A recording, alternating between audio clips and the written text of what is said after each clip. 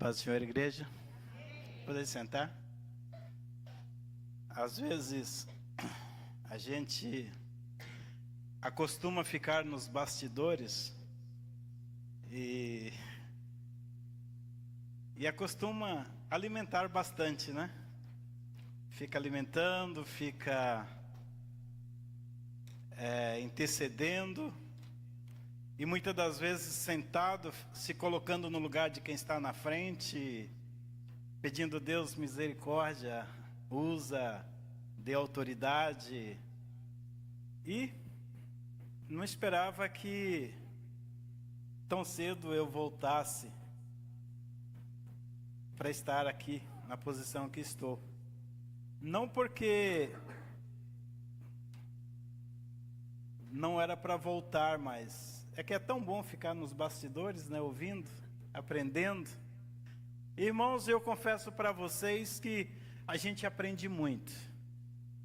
E a cada dia que a gente começa a receber aquilo que Deus está transmitindo através de, independente quem esteja aqui, que é a palavra dele, e chega até nós, a gente cria um propósito no nosso coração de levarmos a sério, a gente é transformado, a gente muda.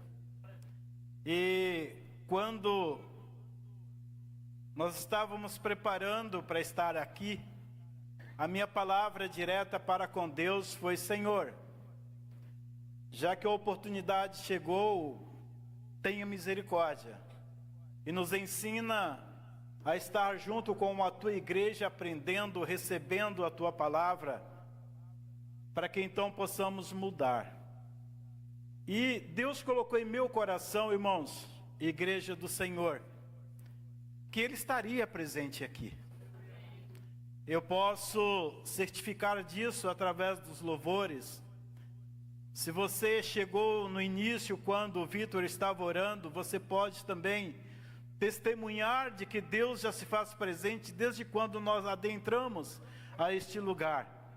E temos a certeza de que Ele quer falar com cada um de nós. Eu tenho a certeza de que Deus está aí do teu lado.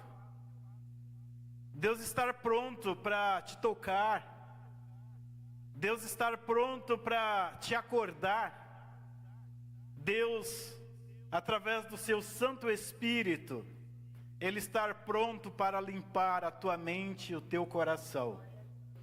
E eu perguntei para Deus assim que eu comecei a ler o texto e ver o que Deus estava falando nos últimos dias com a sua igreja.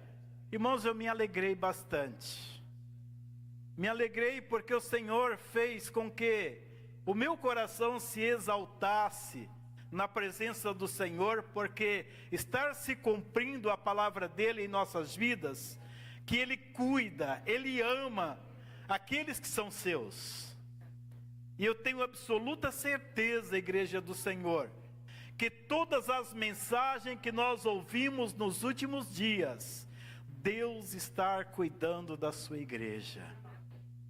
Talvez nós estejamos desatentos ou desapercebidos, como diz a palavra, nós estamos dormindo, como os discípulos quando Jesus estava orando. É uma questão a parte do texto, mas cito bem, estavam ali aéreos, voando, cocheando em outros pensamentos, e Deus queria falar. Talvez nós nos encontramos em momentos assim, distantes do Senhor, não porque o Senhor não esteja presente, mas porque nós nos distanciamos através da nossa manifestação, através da nossa adoração, através das nossas práticas, através das preocupações que estão na nossa mente e no nosso coração. Mas Deus alegra o meu coração, e eu pedi a Ele para alegrar o coração de todos quantos estivessem aqui, quando nós podemos nos estar certo de que Ele está conosco nesta noite. Eu me lembrei nos momentos que estava em casa lendo a palavra, quando Deus usava o pastor Alex na palavra da entrada do templo, na porta, no portão chamado Formosa. E eu falei para Deus, mas Senhor, por que o Senhor me traz em memória esse texto? Porque Ele quer continuar falando com a igreja. Quando Deus usava o Ademir, poderosamente, que me surpreendeu, não por ser o Ademir, mas a forma que Deus tratou conosco através do Ademir, eu falei, Deus, me faz cada dia estar dando ouvido à Tua palavra. Me faz a cada dia, Senhor, estar certo de que Tu nos chamou com um propósito. Propósito que nós iremos tentar colocar ao decorrer desses minutos que nós teremos aqui. E quando foi no domingo, eu não estava presente, mas eu ouvi os relatos da palavra, do texto que Deus usou o presbítero Joel. De que forma você está se apresentando a Deus? Como estão as tuas vestes? Essas vestes têm muitos significados. Talvez você vê isso daí, soa no nosso ouvido, soa em nosso coração, ou nos nossos planejamentos, de que vem nos apontar, vai nos fazer divisão, vai falar do que eu tenho praticado. Não, eu quero me incluir nesse sentido e dizer que Deus, Ele está cuidando nos últimos dias da sua igreja. Ele está tratando com você, não é que as nossas vestes estão sujas, mas Ele quer purificar as nossas práticas e os nossos atos. A palavra do Senhor, ela nos diz que quando Pedro, ele chegou à porta do templo, o objetivo dele não era simplesmente curar o coxo. Pedro foi ali com outro propósito, irmãos. Eu não quero trazer uma contradição nos textos lidos e pregados. Ao contrário, eu quero agradecer a Deus pelos textos dos quais Ele alegrou e alertou a sua igreja que nós temos que fazer. E eu queria entrar nesse assunto, na palavra do Senhor, quando Deus, Ele levanta Pedro. Mas antes, porém, de chegar o texto em que Deus colocou em meu coração para estarmos falando, eu queria voltar uns passos atrás, como já citei as últimas 3 mensagens. Eu acho que eu não errei, deixei nenhuma para trás, né? Foi o pastor Alex, depois foi o Ademir e depois o presbítero Joel. Quem estava nessas 3 pregações? Eu te desafio agora a começar a viver elas. Traz em memória as mensagens, o texto que te tocou. Eu vou trazer em memória, não vou muito longe. Eu vou citar assim bem rapidinho, quando Deus chamou Moisés. Deus disse a Moisés o quê? Vamos, Moisés, conduzir um povo que eu quero tirar de uma terra pecaminosa. Eu quero levar a uma terra que eu as prometi, que viverás bem. E tu, Moisés, será o líder dos líderes, com títulos e prioridades. Foi assim que Deus chamou Moisés? Então, ok, guarda aí. Irmãos, e quando então Deus para de se manifestar através dos profetas, não tem mais jeito, a humanidade ultrapassou todos os sinais possíveis. Deus disse, na sua unidade triuna lá no trono, eu creio que o diálogo foi esse: olha, eu não posso deixar que a minha criação, que a minha semelhança se perca. E agora o único jeito, meu filho, é você.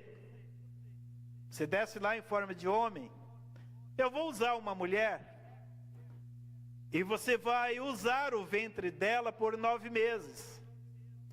Você vai ser gerado ali através do meu espírito, que somos nós. Veja o diálogo de Deus, irmãos. Ali você vai crescer, você vai se desenvolver, e aos 9 meses você vai nascer. Eu vou te levar para um hotel de 5 estrelas. Lá você vai nascer já com todos os confortos que tem um sheik. E você vai pisar em ruas de ouros, lá na terra. Foi isso que Deus disse para Jesus, né? Também não. Vai nascer em uma manjedoura, vai nascer entre os humildes, vai dar um significado diferente de uma vida de um rei e de uma santidade. E ali nasceu o nosso rei, o nosso Senhor, crescendo-se. Depois então começou o seu ministério aos 12 anos. Ah, pastor, mas isso aí é conto de escola dominical, né, Joel? É ensinamento para as crianças. Se eu perguntar para o Enzo, perguntar para o João, que as professoras são top da nossa igreja, né? Eles vão dizer de cor e salteado o que é isso. Mas muitas das vezes, preste atenção, irmãos, Deus colocou em meu coração. Quando eu estava lendo o texto, Deus disse para assim: Luiz, eu estou te memorizando isso, porque através das tuas práticas, através dos teus atos, através das tuas palavras, tu tem praticado e vivido assim. Então, se eu trazer isso na tua mente, em memória, você vai lembrar que eu posso te purificar, porque eu levei e cravei na cruz as tuas enfermidades. Eu levei e cravei na cruz os teus pecados, para te tornar limpo. E com o título disso, perdoar os teus pecados. E se Deus perdoar os nossos pecados, igreja, nós tornaremos o quê? Limpos. E estaremos prontos para a volta do Senhor Jesus. Mas tudo bem. Então, quando a gente percebe que o Senhor Jesus, ele começa a ensinar aos 12 anos, ele começa a se destacar para aquilo que ele veio, aí começa então a oposição. Eu não estou falando de uma oposição política, irmãos. Eu quero falar aqui simplesmente do Senhor Jesus. Eu quero falar de uma oposição, de um destaque, que talvez o homem, com certeza, não estava preparado para receber, não estava preparado para viver aquela simplicidade, esperava algo bem diferente. Depois então, ao longo do tempo, Jesus começou a aparecer como adulto, tá? E começou a exercer o ministério o qual ele veio exercer. Aí então criou um grupo de religiosos para segui-los, não pelos feitos e pelas práticas e pelos ensinamentos que ele estava ensinando, mas para condená-lo, para criticá-lo, para dizer que estava diferente e que o Senhor que eles esperavam não era aquele, porque não tinha nada a ver com o que estava no coração deles. Aí eu perguntava: Senhor, mas isso é notório, isso é muito conhecido nos nossos dias. 100% das mensagens que nós ouvimos nos fala a respeito dessa história que está no meu coração. Mas o Senhor disse: Luiz, dá uma olhadinha na tua vida, no teu histórico. Vê se você tem convivido e tem vivido nesta prática.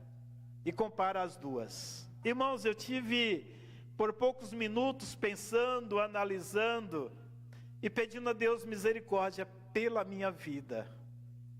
Não pelo fato de estar aqui transmitindo este recado à igreja do Senhor, mas pelo fato de eu almejar e querer ir para os céus. E querer morar com o Senhor. E eu dizia: Senhor, tenha misericórdia da tua igreja. Sabe por quê, igreja? Porque muitas das vezes o nosso comodismo é tão grande que nós enganamos a nós mesmos, achando que nós estamos certo, achando que nós estamos fazendo o que está certo. Não aceitamos correção, não aceitamos ajuda, não aceitamos uma palavra de conselho, não aceitamos uma correção dos nossos líderes. E quando eu me lembro, quando Deus chamou os profetas, os patriarcas, Deus não mencionou cargo, Deus não mencionou título social, Deus não mencionou status, Deus mencionou que fossem homens fiéis e diferenciados para servi-los. Igreja do Senhor, o meu compromisso com Deus é esse: tentar ser melhor a cada dia. E Deus te chamou, meu irmão, minha irmã, com este propósito. Chegamos em Pedro, quando Deus foi à beira do lago e descobriu Pedro como pescador. Deus acompanhou, Jesus acompanhou, Jesus seguiu. Jesus descobriu o que Pedro gostava, o que Pedro fazia, o que Pedro falava. Deus ouviu muitas das vezes. E um belo dia o Senhor chegou próximo ao lago. Pedro chegando, cansado, angustiado, nervoso, revoltado, porque não havia pegado nada. E você sabe qual era a angústia de Pedro? É que ele tinha que tributar naquele dia, ou naquela semana, naqueles dias, algo que ele não esperava. E ele tinha que pescar para que conseguisse o tributo para dar aos homens da lei da época. E muitas das vezes não foi satisfatória aquela noite. Não pegou nada. Aí Jesus disse: agora chegou a minha vez.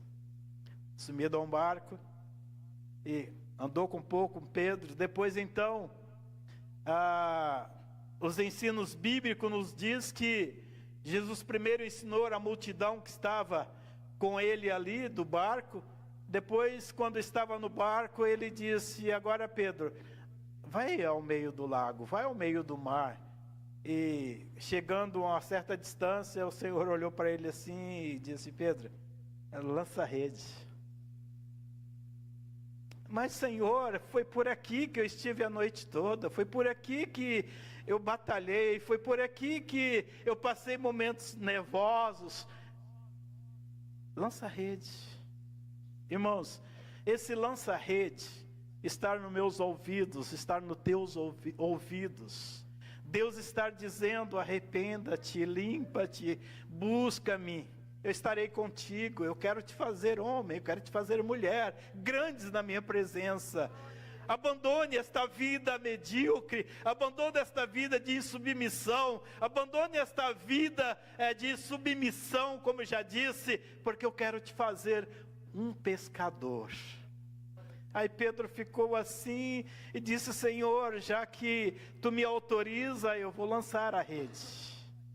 Irmãos, e a palavra nos diz, não é história, não é contador de teologia, não, é a Bíblia. Ela diz que Pedro não conseguiu puxar a rede de dentro do mar porque estava superlotada de peixes.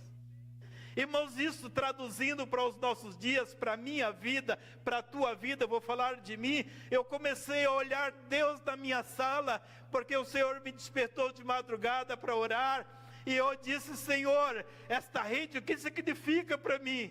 E Ele dizia: Luiz, é tudo o que eu quero fazer na tua vida. Eu quero te limpar, eu quero te tratar, eu quero te curar, eu quero te usar, eu quero te fazer um ganhador de almas. Igreja do Senhor, é isso que Deus procura nos últimos dias. Independente de quem você seja, da família que você faz parte, não interessa o cargo, o título que você busca almejar, não importa como você está na igreja, importa que você ouça a palavra de Deus, e deixa Deus te usar, deixa Deus te moldar, deixa Deus te consertar, porque Ele quer fazer de você um grande homem, uma grande mulher, um pescador de homens. E Pedro, irmãos, ouviu e deu continuidade ao seu ministério. A palavra do Senhor nos diz que quando Deus começou então a usar todos os discípulos sem acepção, Ele delegou a todos. E o que me alegra, irmãos, é que chegou para nós nos dias atuais. Se você crer, fará o quê? obras maiores. Olha para você mesmo agora, fecha os olhos se for possível. Olha para dentro de você, não te julgando, não ouvindo as setas, as defamações, o que os outros dizem, teu parente, tua mãe, teu pai, teu irmão, não importa isso agora, importa a voz do Senhor no teu ouvido, no teu coração. Escute e dê crédito e ouça o que Ele quer falar com você. Deus quer te moldar, Deus quer te usar. A exemplo, igreja, eu pedi para pôr o texto, nem li o texto, me perdoa, igreja. Mas você já leu aí, já foi posto o texto? Se não foi, coloca aí só para nós ver o texto. É Atos capítulo 3, versículo 19, 20 e 21. Abre a tua Bíblia e leia, acompanha aí. Eu vou continuar aqui. E quando Deus, Ele certificou a Pedro de que ele teria condições de ser um grande pregador, foi quando então Deus o Pai, aquele mesmo, que lá quando os homens estavam sem jeito, pecando, blasfemando, fazendo deuses para adorar, por falar em deuses, obrigado Senhor, Deus me fez, irmãos, eu vasculhar a minha casa, vasculhar o meu quarto, vasculhar a minha vida e ver quantos deuses eu tinha feito nos meus 56, ou melhor 66 anos que vou completar para me adorar. E eu tive vergonha de Deus, porque muitas das vezes nós adoramos deuses de uma tal forma que quando chega no momento de um culto como esse, em 3 louvores abençoado, a gente não tem coragem de levantar as mãos, a gente não tem coragem de dizer, Senhor, receba o meu louvor, receba a minha gratidão. Sabe por quê? Porque os deuses que nós criamos dentro de nós estão gerados, estão vivendo dentro de nós.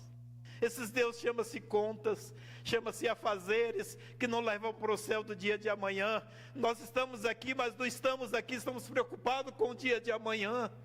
E Deus, Ele quer separar de você essa situação. Não crie deuses para você adorar. Adore o Deus verdadeiro em espírito e em verdade. Porque Deus nos últimos dias procura que Ele possa usá-lo. Tudo bem?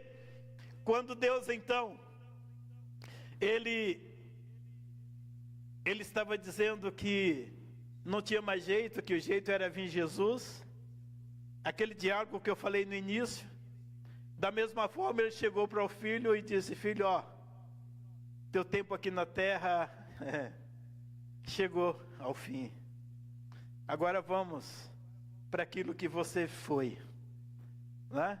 Você veio em forma de homem, viveu como homem para ser crucificado. E essa crucificação, ela significa o quê? Que na cruz, todo o castigo, todas as dores, todas as enfermidades, tu vai levar.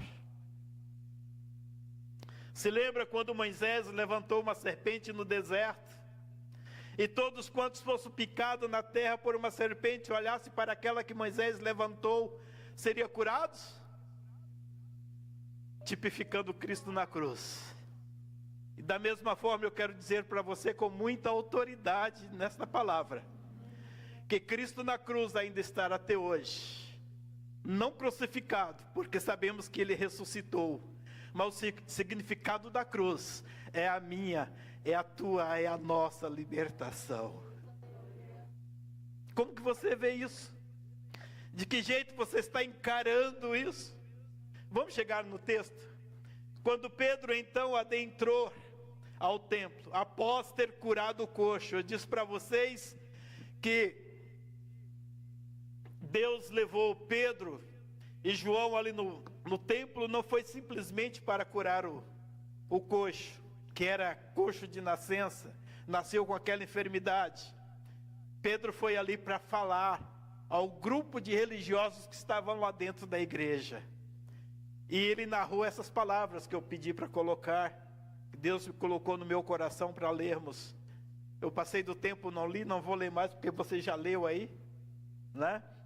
Mas quando Pedro adentrou, Pedro começou a lembrar, irmãos, o que eu estou narrando para vocês, a crucificação de Jesus, a troca que os homens fizeram, entregando Jesus nas mãos do rei, do Herodes. Herodes não, do rei que mandava prender e soltar, Pilatos, desculpa. Trocaram Jesus por um homem puro, simples, que não devia nada para a sociedade. Era simplesmente um assassino. Aí Deus me fazia andar em passos largos e dizia: Luiz, eu sei que você nunca pegou uma arma e atirou em alguém.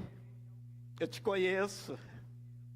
Você nunca pegou uma arma branca e perfurou alguém. Eu te conheço. Mas com as tuas palavras, com teus atos, muitas das vezes atos programados ou atos impensáveis, você feriu e machucou alguém. Chegou a hora, Luiz, então, de ser cancelado tudo isso. E eu dizia para Deus: Senhor, muito obrigado por esta oportunidade. Deus chegando através de Pedro dentro do templo, Deus começou a usar Pedro, e Pedro começou a dizer àqueles religiosos: olha, este homem, os quais eu estou falando, é aquele que vocês pregaram, é aquele que vocês trocaram, é aquele os quais vocês não deram valor, mas se vocês se arrependerem, ele vai permanecer no céu por mais um pouco, é o texto que está falando, mas ele vai voltar no tempo certo, e quando ele voltar no tempo certo, ele vai levar a igreja escolhida para estar com ele.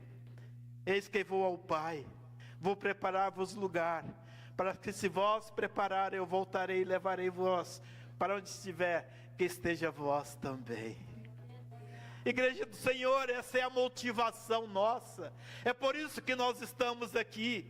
Nós não estamos aqui para ouvir pastor João, pastor Alex, presbítero Joel, pastor Luiz, os irmãos que sobem aqui, não, para escolher mensagens bonitas e eloquentes, não, nós estamos aqui em uma breve caminhada, porque nós não pertencemos a este mundo, nós estamos aqui de passagem, nós queremos ir para os céus, nós queremos ir para os céus.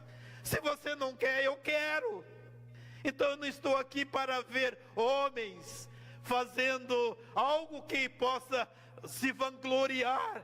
Eu estou aqui pelo sacrifício de Cristo na cruz, porque eu sei que eu vou morar nos céus. Irmãos, a mensagem desta noite, tudo isso que eu disse, trouxe em memória todos esses acontecimentos, porque o Senhor trouxe à minha memória, trouxe ao meu coração, e eu disse a Ele que traria a igreja, para que nós acordássemos, para saber que Ele vai voltar um dia.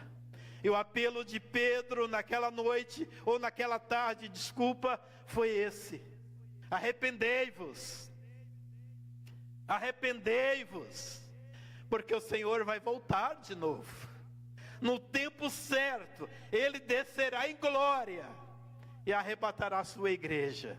Se você não acredita, é problema seu. Eu acredito que o Senhor vai voltar, eu espero o Senhor voltar. Possa ser que Ele volte para mim sozinho, volte individual para mim. Possa ser, presbítero Joel, Josete e igreja, que Ele volta no coletivo e leva a todos nós. Mas como está você? Lembra do dia que você aceitou Jesus? Lembra da emoção que passou no teu coração? A Roberta estava falando na ministração do louvor, que aos 13 ou 14 anos, quando ela foi em uma igreja evangélica, a emoção tomou conta de si e ela não se respondia porque era muito gostoso. Traz em memória agora o dia que você aceitou Jesus. Traz em memória agora o momento em que Deus tocou em você. E você tem coragem de dizer para Deus: Senhor, eu quero reavivar ou reviver aquele momento em minha vida. Deus vai tocar em você agora, irmão. Deus vai tocar em você, igreja. Deus está visitando agora o teu corpo. Deus está visitando a tua alma. Deus está visitando as tuas necessidades. Deus está visitando as tuas limitações. Deus usou Pedro para acordar e alertar os fariseus hipócritas. Mas nesta noite Deus usa a palavra dele para acordar e alertar a nós. Que ele vai vir buscar uma igreja preparada, uma igreja pronta, uma igreja santa, uma igreja sem mácula e sem ruga. É isso que diz a palavra do Senhor. Acredite, igreja, Ele está contigo agora. Toma esta ousadia espiritual. O texto em que nós separamos para ler que não lemos, nos diz de um renovo em Cristo. Comece a viver este renovo, comece a participar deste renovo. A partir do momento que você começa a dar ênfase à palavra de Deus, através da palavra de Deus, é movido pela fé, e através da fé vem a presença do Espírito no teu coração. Você começa a viver a vida de uma nova criatura, você começa a viver uma vida de alegria. Irmãos, aquilo que diz no outro dia o presbítero Joel, o batismo do Espírito Santo é uma convicção de alegria, de uma alegria que o homem não pode dar, não pode explicar, só você sente, você e Deus. Convide Deus agora, curve a tua cabeça, convide Deus agora, convide Deus do teu jeito, da tua forma. Começa a cancelar agora os deuses da tua vida.